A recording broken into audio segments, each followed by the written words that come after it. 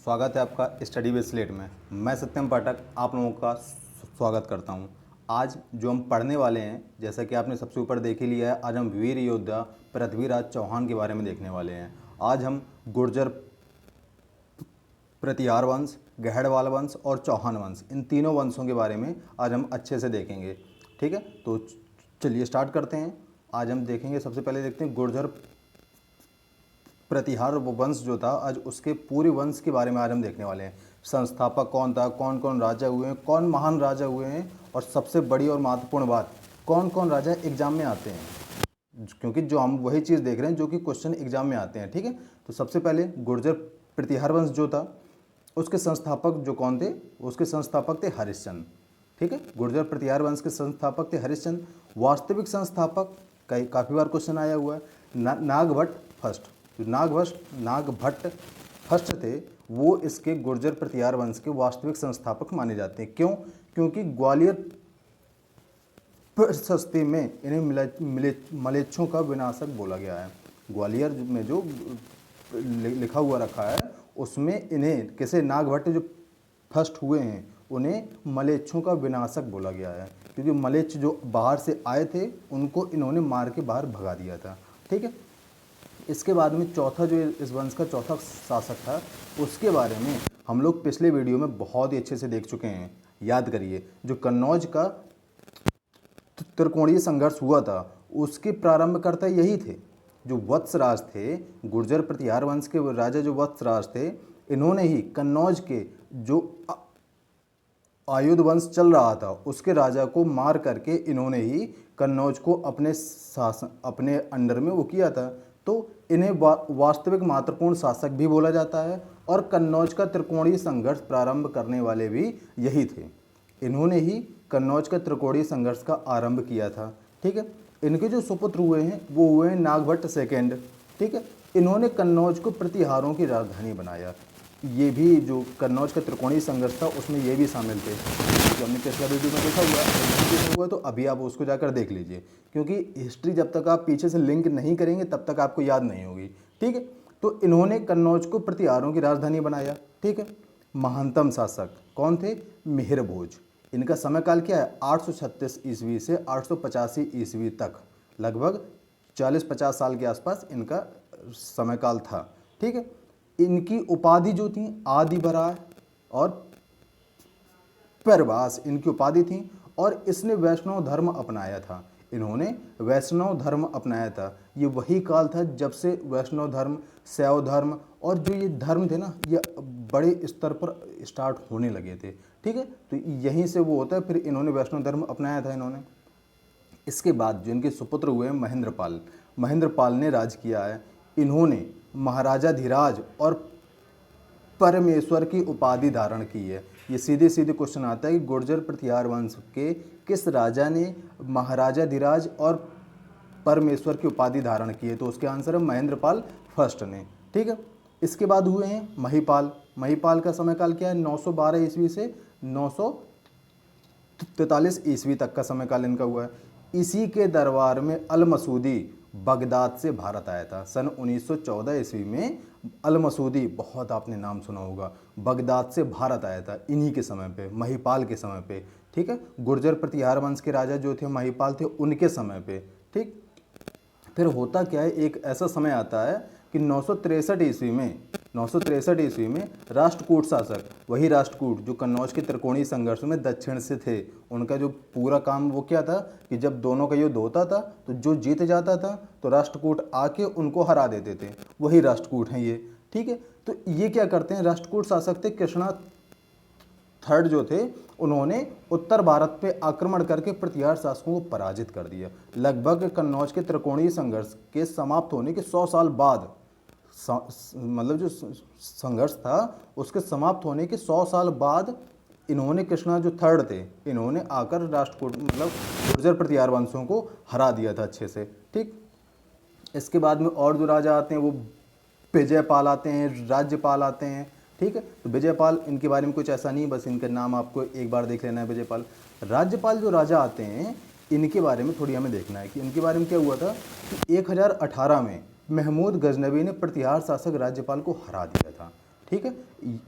मतलब जो महमूद गजनवी भारत आया था, जिसने 17 बार भारत पे आक्रमण किया था, उसी ने 1018 ईस्वी में प्रतिहार शासक राज्यपाल को पराजित कर दिया था। इनका युद्ध होता है जिसमें महमूद गजनवी जीत जाता है और राज्यपाल हार जाते हैं, ठीक है। तो इनके साथ में होता है।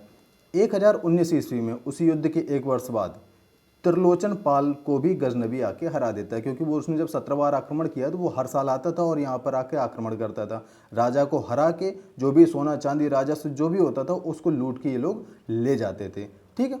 तो त्रिलोचन पाल को भी महमूद गजनवी आके हरा देता है। फिर क्या होता है, यशपाल अंतिम शासक बनता है। गुर्जर प्रतिहार वंश का जो अंतिम राजा है वो यशपाल है, ठीक है। और 1036 ईस्वी में इस वंश का अंत हो जाता है। 1036 ईस्वी में इस वंश का अंत हो जाता है। लगभग 200 वर्षों तक इनका राज्य चलता है, ठीक है। ये थे हमारे गुर्जर प्रतिहार वंश के जो राजा थे, ये हमने देखा है उनके बारे में। अब हम देखते हैं गहड़वाल वंश। गहड़वाल वंश कोई इतना ज़्यादा फेमस नहीं है, लेकिन जो इसका अंतिम राजा है ना, वो बहुत फेमस है। अभी आपको जानकारी मिल जाएगी और उसका नाम आप लोग सभी लोग अच्छे से जानते होंगे भैया, बहुत नाम उसका आप लोगों ने सुना होगा। चलिए देखते हैं, अभी आगे आएंगे वो भी। गहड़वाल वंश, इनकी राजधानी कहाँ थी? कन्नौज। 1036 में गुर्जर प्रतिहार वंश समाप्त हो जाता है।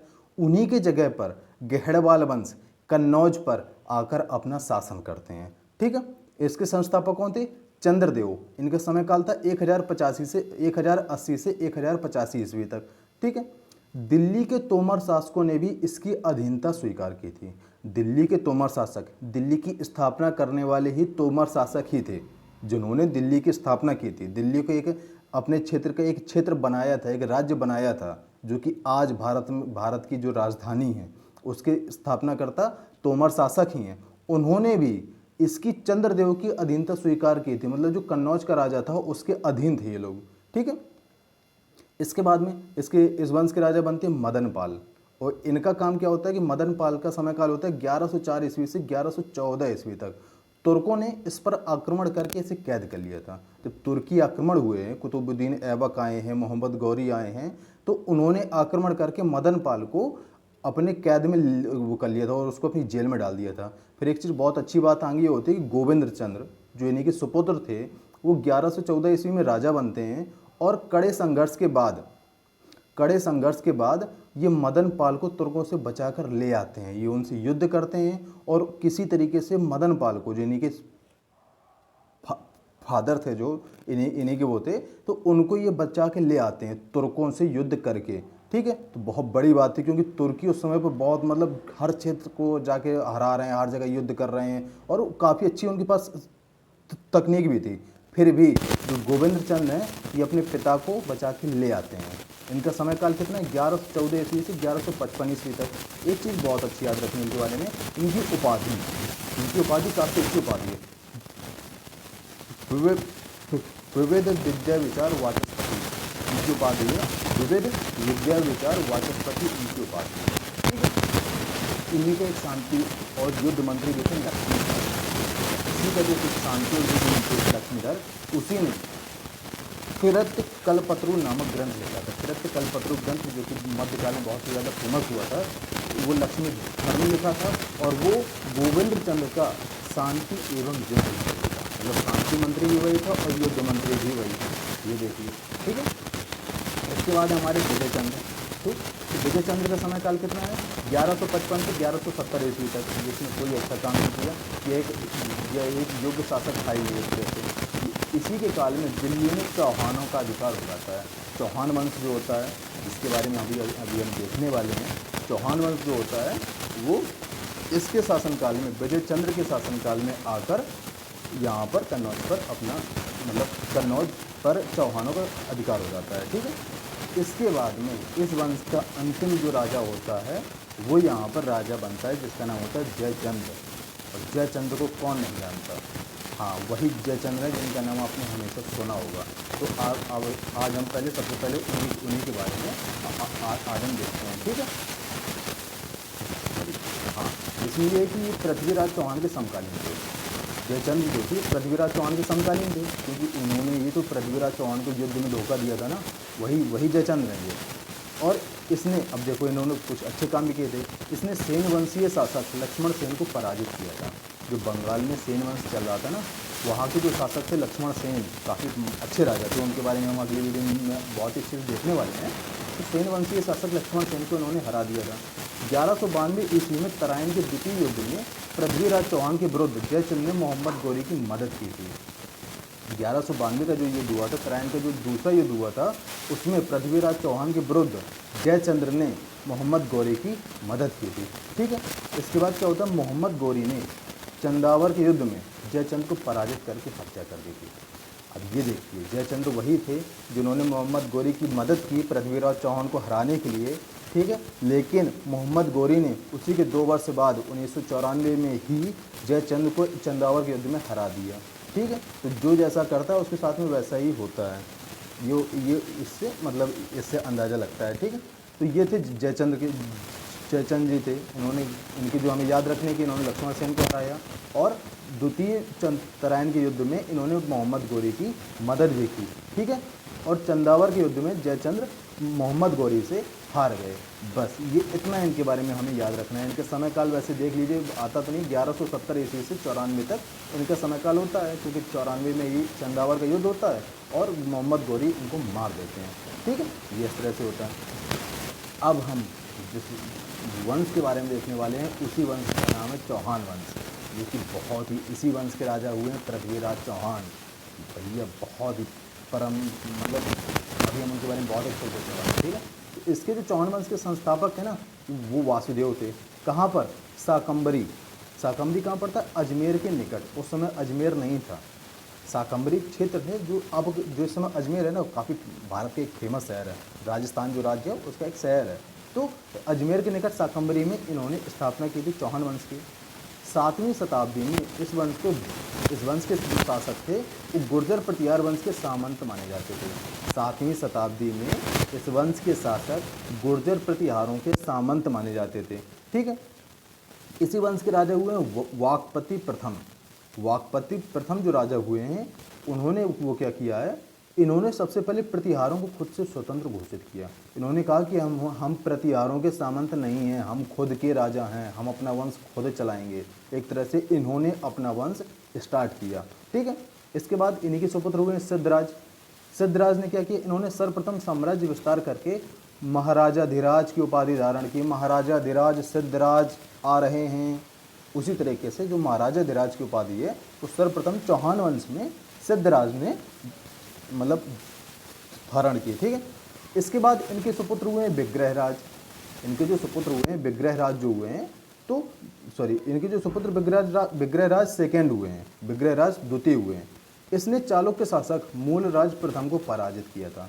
इसने चालुक्य शासक मूलराज प्रथम को हरा दिया था एवं इसी ने आशापुरी मंदिर का निर्माण करवाया था। आशापुरी मंदिर काफ़ी फेमस मंदिर है, इसी ने आशापुरी मंदिर का निर्माण करवाया था। ठीक है, फिर राजा बनते हैं पृथ्वीराज फर्स्ट, जो कि प्रथम महान शासक माने जाते हैं, लेकिन इनके बारे में ऐसा कुछ है नहीं जो हमें मतलब देखना हो। ठीक है, इसके बाद राजा बनते हैं अजय राज। इन्होंने एक बहुत अच्छा काम किया था। इसने शाकंभरी के निकट अजमेर शहर की स्थापना की थी। राजस्थान का जो अजमेर, वर्तमान अजमेर शहर है, उनकी स्थापना करने वाले चौहान वंशीय राजा अजय राज ही थे। जो चौहान वंशीय राजा अजय राज थे, इन्होंने ही शाकंभरी के निकट अजमेर शहर की स्थापना की थी। ठीक है, इसके बाद आते हैं पृथ्वीराज चौहान। जो वीर योद्धा पृथ्वीराज चौहान आते हैं, वो यहाँ से आते हैं और फिर उनका जो समय काल है वो यहाँ से स्टार्ट हो जाता है। चलिए पहले देखते हैं। इन्हें पृथ्वीराज तीसरे के नाम से भी जाना जाता है। जो चौहान वंश के राजा हुए हैं, तो पृथ्वीराज जो पृथ्वीराज नाम से जो तीसरे राजा हुए हैं, उन्हीं को पृथ्वीराज चौहान बोला जाता है, क्योंकि चौहान वंश से थे तो उन्हें पृथ्वीराज चौहान बोला जाता है। इनका समय काल कितना है, 1170 से 94 ईस्वी तक। ठीक है, वैसे 1192 तक ही है, लेकिन 94 तक वो मानते हैं। ठीक, इनकी उपाधि थी राय। इन्होंने राय पिथौरा की उपाधि धारण की थी। ठीक है, 1182 ईस्वी में बुंदेलखंड के शासक बुंदेलखंड के चंदेल शासक, क्योंकि बुंदेलखंड में चंदेल वंश का राज चल रहा था, अगले वीडियो में हम इनके बारे में भी देखने वाले हैं। तो चंदेल शासक के जो राजा थे, जो चंदेल वंश के राजा थे, उनको इन्होंने हरा दिया था। पृथ्वीराज चौहान ने बुंदेलखंड के चंदेल शासक परमर्दी देव को हरा दिया था। इसी युद्ध में आला और ऊदल, अगर आप महोबा क्षेत्र के बारे में जानेंगे, अगर बुंदेलखंड क्षेत्र के बारे में जानेंगे, तो आला और ऊदल 2 सेनापति थे जो इसी युद्ध में वीरगति को प्राप्त हुए थे। मतलब उन्होंने इतना अच्छा युद्ध वो लड़ा था कि खुद पृथ्वीराज चौहान ने उनकी तारीफ की थी। अब आप ये समझ लीजिए, ठीक है। इसने गुजरात के चालुक्य वंश के शासक भीम द्वितीय को भी पराजित किया था। इसी ने गुजरात के चालुक्य वंश के शासक भीम द्वितीय को भी पराजित किया था, ठीक है। फिर इसके बाद क्या होता है, 1191 का तराइन के प्रथम युद्ध, कौन नहीं जानता उसके बारे में। 1191 के तराइन के प्रथम युद्ध में मोहम्मद गोरी ने मोहम्मद गोरी को हरा दिया था। पृथ्वीराज चौहान ने मोहम्मद गोरी को हरा दिया था। पहले जो युद्ध हुआ है उसमें पृथ्वीराज चौहान जीते थे, लेकिन 1 वर्ष के बाद तराइन के दूसरे युद्ध में गौरी ने पराजित करके हत्या कर दी थी।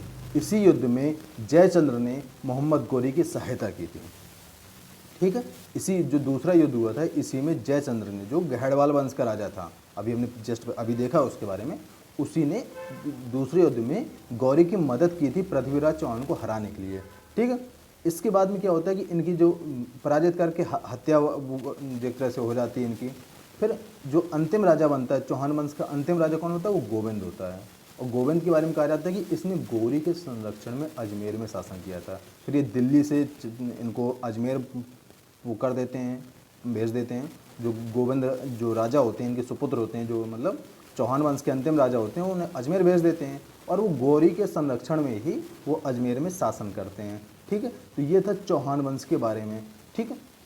आज हमने गुर्जर प्रतिहार वंश, गहड़वाल वंश और चौहान वंश के बारे में देख लिया है। अब जो अगला वीडियो आएगा हम उसमें भी अब हम 2 से 3 वंशों के बारे में अच्छे से हम देखने वाले हैं, ठीक है। तो अगर आप यहाँ तक आए हैं तो लाइक, सब्सक्राइब और कमेंट जरूर करिए और बताइए कि आपको वीडियो कैसा लगा। धन्यवाद, नमस्कार।